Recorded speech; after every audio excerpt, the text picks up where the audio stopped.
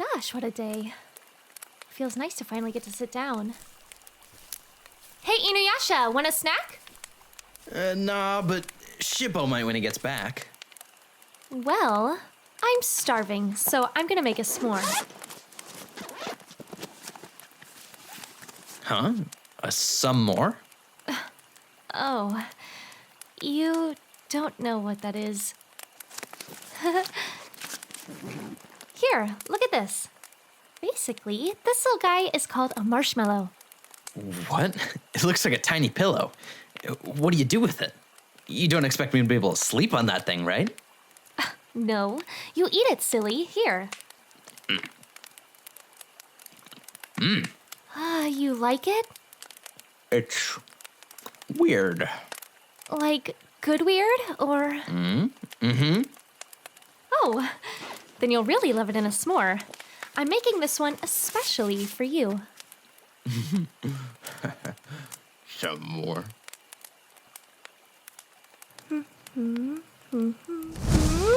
Kagome, you idiot! You burned it! No.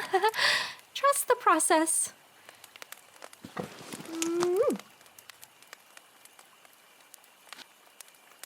Okay, here. I think you'll like it. Oh, wait. Can dog demons eat chocolate? Ooh, what you making, Kagome? Oh, perfect. Hey, Shippo, do you want to try a s'more? Oh, Hey, that's supposed to be mine!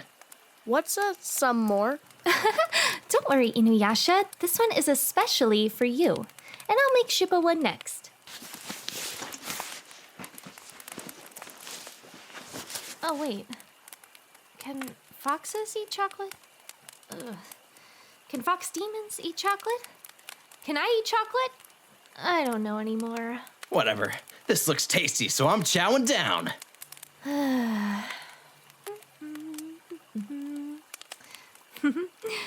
You know, InuYasha. Huh? Was that Sango?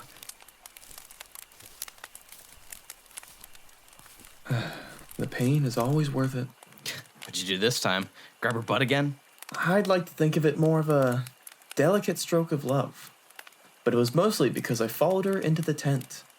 I guess she just needs some time alone. Something about you're not allowed in here, and it makes me uncomfortable when you follow me like this, yada yada, the usual stuff. Miroku, I think a better way to connect with Sango would be... Oh yeah, you want a s'more? Kagome's making them. They're both helpless. Lady Kagome, your cooking is always a blessing to us. Thanks, Miroku.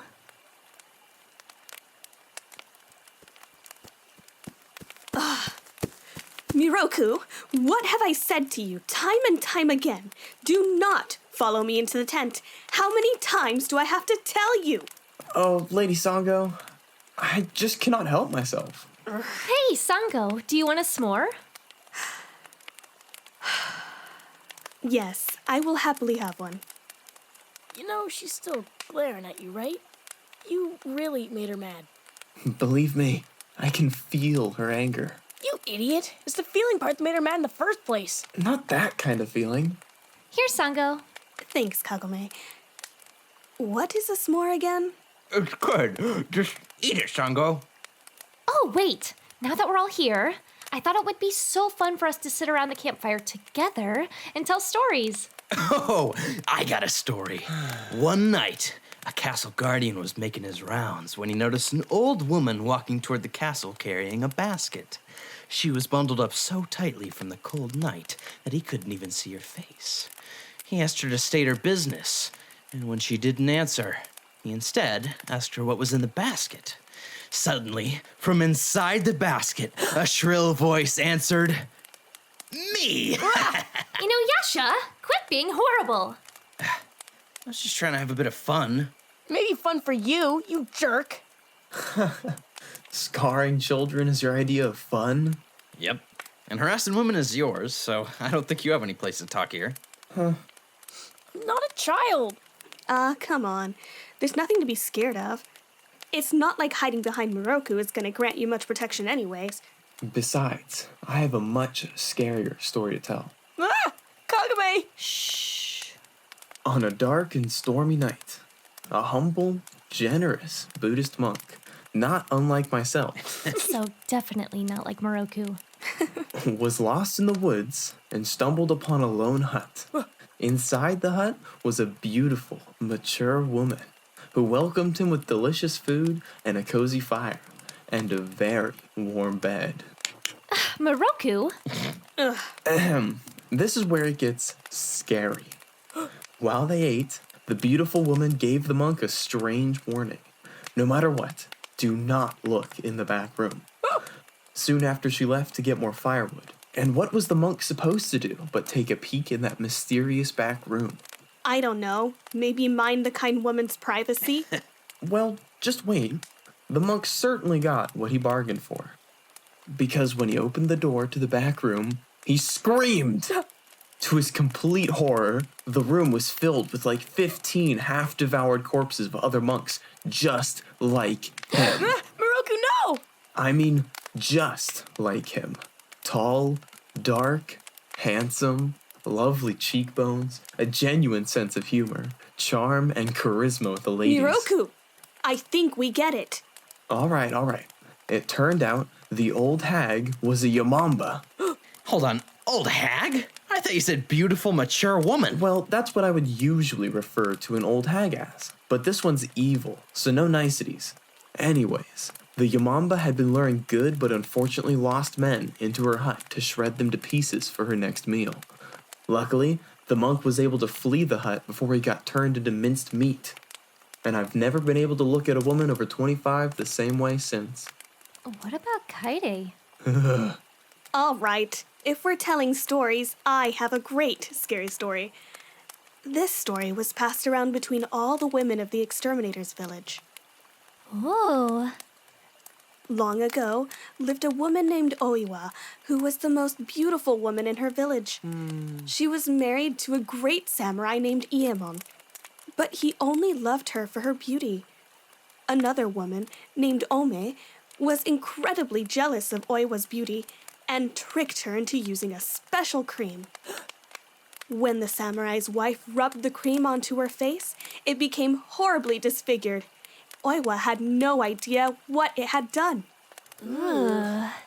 Upon seeing his wife's deformed face, Iemon divorces her and decides to marry Ome. What? After the wedding, Ome returns to Oiwa. She brags about ruining Oiwa's life and shows her her own face in a mirror. Shocked, Oiwa plunges a dagger into her own stomach. With her very last breath, Oiwa curses Iemon for two-timing her and dropping her as soon as another pretty girl walked into the door. What are you looking at me for? Then, everywhere he looked, Iemon could see nothing but Oiwa's disgusting, horrifyingly ugly face staring right back at him. The end. How did you guys like it? I don't know what's so scary about these stories. Oh, Sango, your story is just like this girl I know in class 2B, Natsuki, who was always awful to every other girl in school. She would constantly try to flirt with the other girls' boyfriends.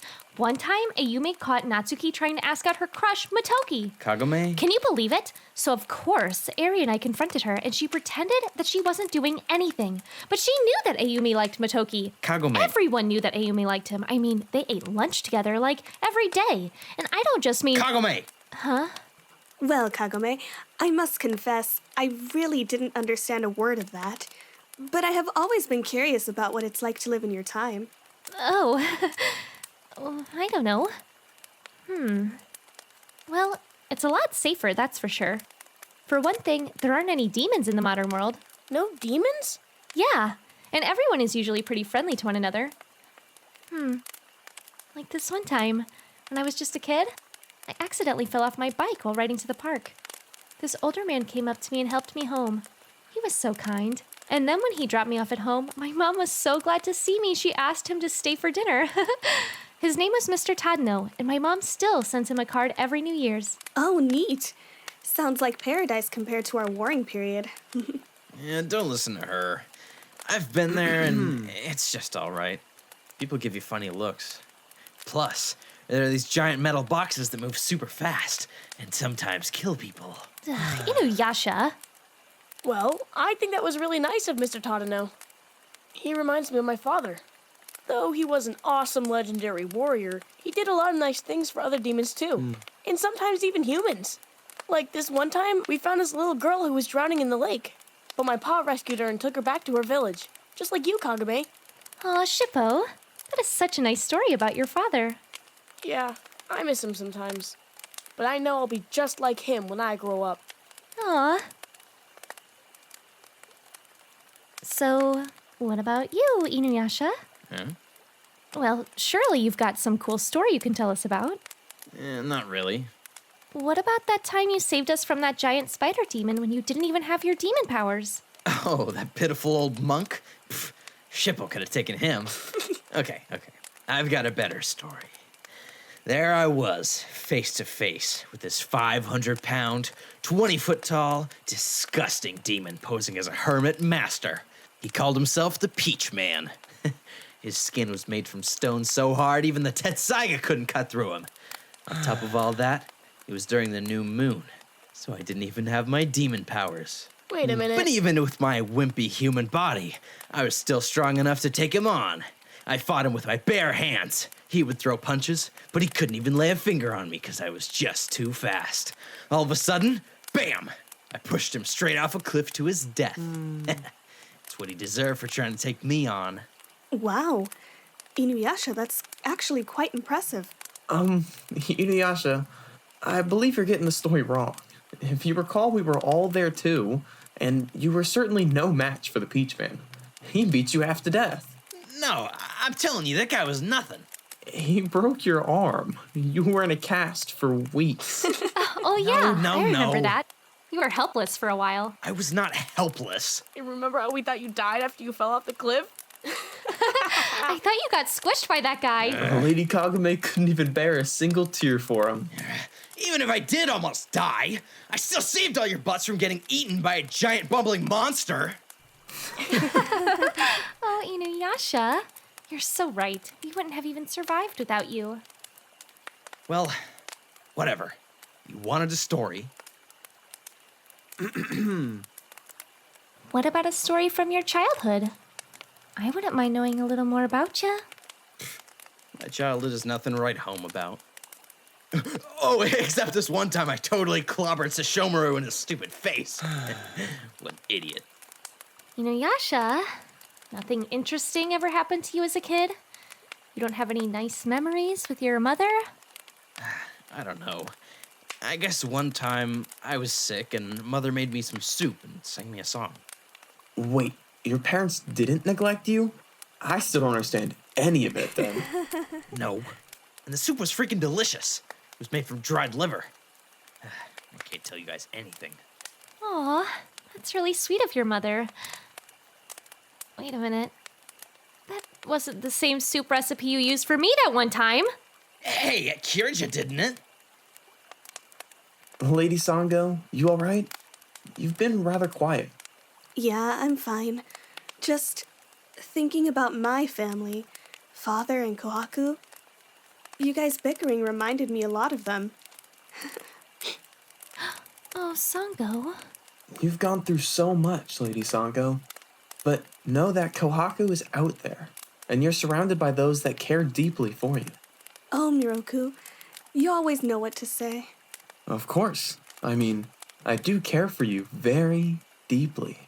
Well, Monk, that's a very nice thing of you to say. Yes, Lady Sango, I truly do love... If you weren't grabbing my butt!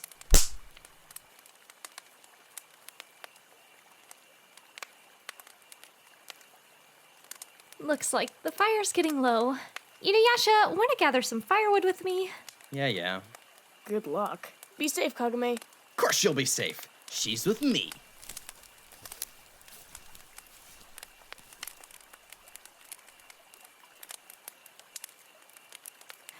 So, Miroku, before the idiocy started, what were you going to say?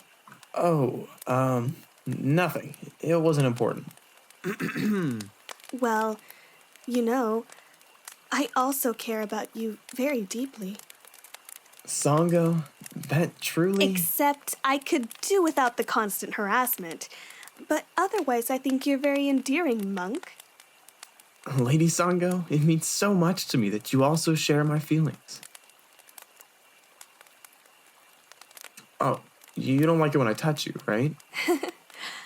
I just think holding my hand will be okay. Oh, I think they're coming back. Hey, you guys think this is enough, right? That's an understatement.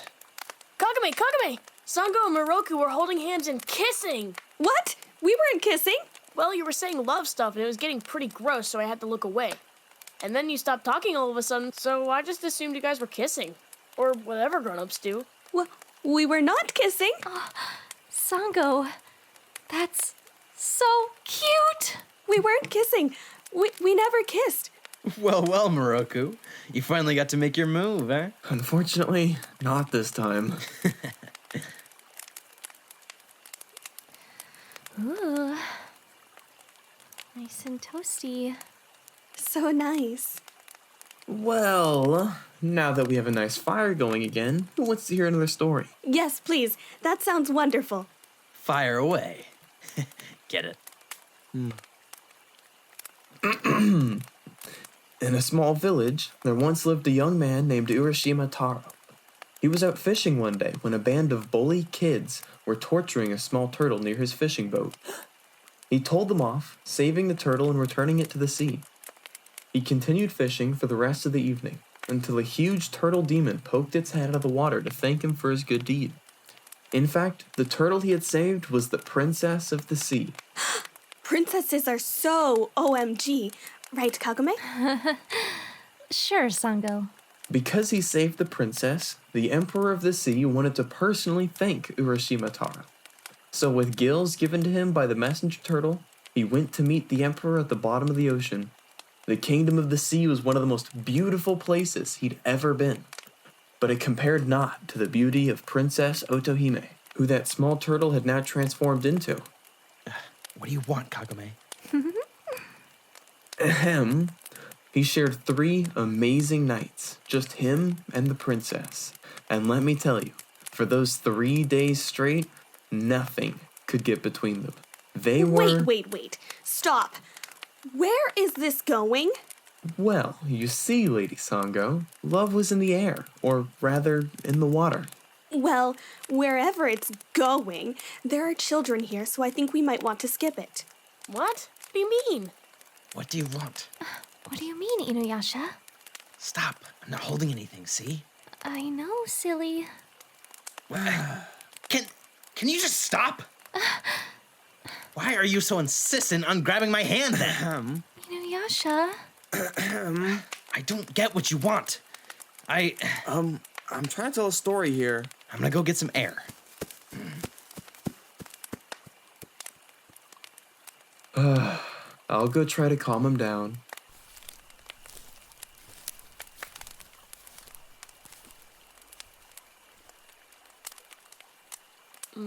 Kagome, do you have any more of those, little pillows?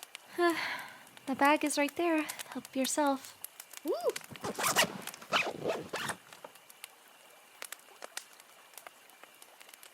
So, Kagome, is everything okay? I'm fine. Come on. You know you can talk to me. Well, I just want to know what he really thinks of me. I've been trying to be extra super nice to him all night, but all I really want is to know 100% that he thinks I'm special. Because I really... Oh, you're really going all in for him, huh? But he doesn't understand anything I try. I mean, I literally was trying to hold his hand, and he... Kagome. I was just hoping we could have a peaceful night under the stars together. And he doesn't even care. No, Kagome. He does care. He's just bad at showing it. Yeah, I guess you're right. It's so hard to make him understand sometimes.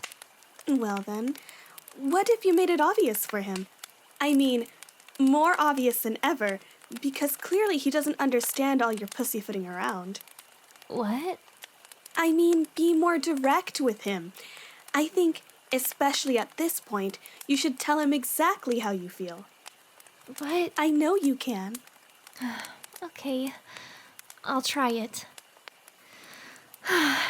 Thank you for helping me out, Sango. Anytime. We are BBFs, after all. Am I saying that right? BBF? BFFs, but we are, aren't we? Walk back into the bar and he says, Amita Looks Buddha, like Tweedledum you're and back again?" Tweedledumanizer are back. Oh my god, classic Miroku. I know, I crack myself up sometimes. Hey guys, He's not mad anymore, is he, Miroku? who said anything about being mad? Yep, he's just fine. Scoot over, Kagome. No, InuYasha. What did I say? I'm sorry. InuYasha? I'm sorry, Kagome. Good. Aren't you even listening to me? What? Wait, what are you writing, Kagome? Oh, this is my poetry book. I like to write stuff, especially haikus, about things I like. Oh, lame.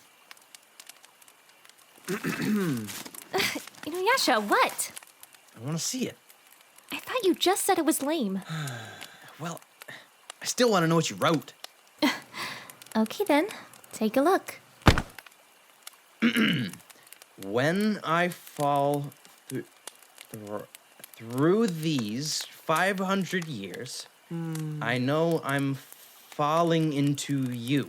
Aw, you wrote that, Kagome? Ooh. Aw, InuYasha. I didn't know you knew how to read. I don't get it. Kagome, what a romantic, yet still a bit vague haiku. You've inspired me to write my own romantic haiku.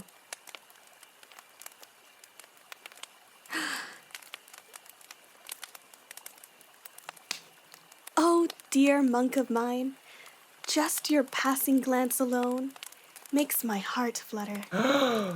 Lady Sango, I understand perfectly now, and I've written a poem just for you. Oh, beautiful slayer of demons, how you have slain my very heart. From the day I first met you, I knew you were the strongest woman. Nay, the strongest person I'd ever met. But nothing could prepare me for just how kind and warm is your heart. And of course, how warm the rest of your body is. Miroku! Miroku, that's not even a haiku. My feelings for Sango couldn't be contained in just 17 syllables. Anyways, that was so romantic, Miroku. How I wrote you a poem, and then you sweetly wrote me one back. What's everyone looking at me for? InuYasha, I think it's your turn. Oh, Yeah, just make up a poem about something or someone you like. okay. I think I get it. This is gonna be easy.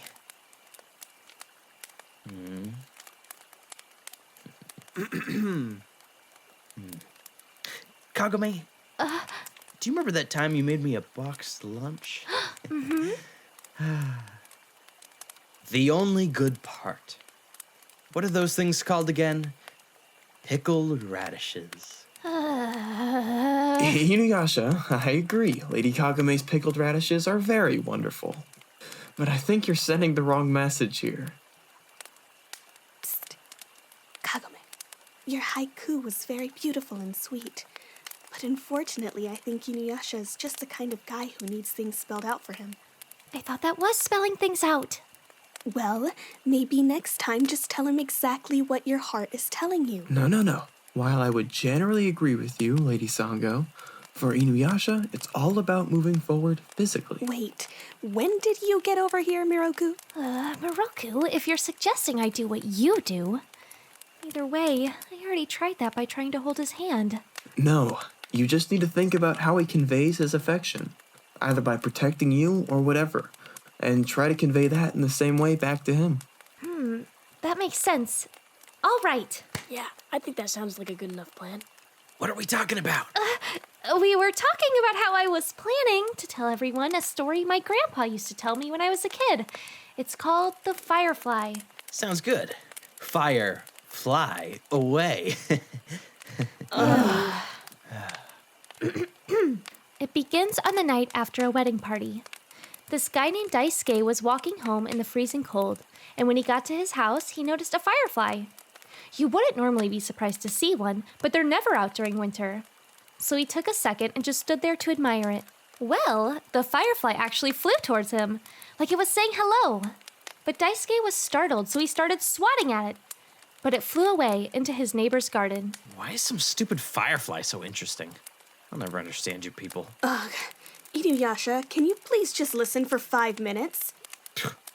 Thank you, Sango. Anyways, the next morning he went over to tell his neighbors about how weird that last night was. When he knocked on the door to tell them, the daughter of the household, who also happened to be Daisuke's fiancée, was the one who answered. And she was delighted to see him. She told him, "I didn't even know you'd be coming home, and yet a moment ago I was thinking about you. Last night I had a dream where I was a firefly. Everything seemed so real and beautiful, and I was flying around when suddenly I saw you. I tried to fly towards you to tell you I'd become a firefly, but you tried to swat me away. The thought of you shooing me away like that made me sad." Daisuke was shocked to hear that she had experienced the very same thing he had, so he embraced her warmly and told her he would never want to be rid of her again. The end. Oh, what a sweet story. And if you think about it, it has a pretty deep meaning, too. Oh? What did you think the meaning was, Miroku? Well, obviously, it was about loving thy neighbor instead of trying to shoo them away like flies. No, dummy. Obviously, the deeper message was to never take for granted those who you love. Right, Kagome? Wait, didn't both of you just say the same thing? Well, I guess I never thought about any deeper meaning. I just thought it was a cute story. It kind of reminds me of a bedtime story my pa would always tell me. Oh? Why don't you tell us, Shippo? Well, it's called The Rabbit on the Moon. It basically goes, a beggar had asked some animals if they could help him get some food. It was a fox, a monkey, and a rabbit. The fox went and caught a fish for him, and the monkey grabbed him some bananas. Oh, I know this one. When the rabbit came back, he could only offer the man grass, right? Yeah. That's right. My father would tell me this story when I was younger, too. The rabbit told him to build a fire so that he could throw himself into it and provide the man with dinner. The man was shocked, but very grateful for the rabbit's generosity. As it turns out, this beggar was actually the man on the moon, and he took the kind rabbit to live with him on the moon. That's why, if you look at it, you can see the outline of a rabbit pounding mochi. Aw, what a cute story. Looks like that put the little guy right to sleep. It is a bedtime story. I've got to say, I'm getting pretty tired myself. I think I'll take him to the tent and tuck him in. Good night, guys. Good night. I'll come join you in a bit.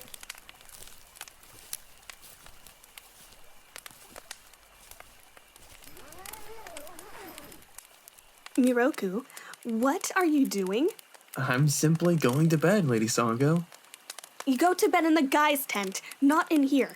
But, Lady Sango, that poem you wrote me, I was sure... Good night, monk. How come Shippo gets to sleep in there just because he's young? Oh, to be young again. Oh my gosh! InuYasha, there's a spider on your arm! Oh, look at that. No, wait. This is my chance to protect him. It's okay. I'll save you, InuYasha! Hiya! Wow, so brave. Aren't you gonna go to bed like the others? I want to sit out here for a while, if that's okay. It's so peaceful now that everyone is in bed. That's fine with me. I'm just gonna let you know I'll be out here for a while, keeping watch. Thank you for that. For what? Always keeping us safe. You're always here to protect me. Well, yeah, of course. Man, the stars are so beautiful tonight. Yeah. It's so nice and serene. Mm-hmm. Just the two of us. Kagome, can I ask you something? Sure. whatever could it be? Why have you been acting so weird all night? Honestly, at this point, I don't really know. I'm gonna head to bed, so good night. Wait. Okay. I think I do understand. Thanks for bringing s'mores and doing all that stuff to make tonight fun. I like nights like these, especially with you. Oh. So, yeah. I think you're pretty special. InuYasha. But you know, I don't need you to do all that stuff for me. Writing poems, trying to save me from that spider. I still don't understand what that hand thing was all about. But you just being here is enough for me. I'll always be here to sit by your side.